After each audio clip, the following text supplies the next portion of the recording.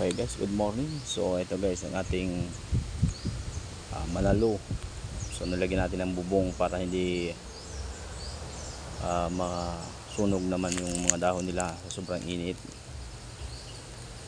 So guys, yan.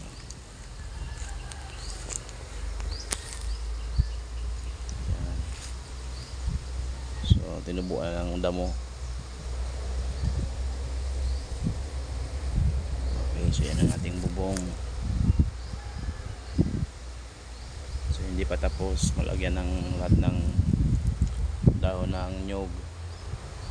So kulang pa kasi yung mga kawayan na ilagay natin, kaya yan muna.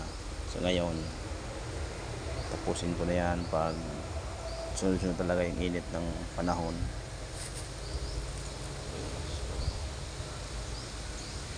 Okay guys, so dito lang muna tayo. Yan guys, so gumanda na yung mga dahon nila nung inabunuhan natin ng tinunaw na abono sa tubig. Siya.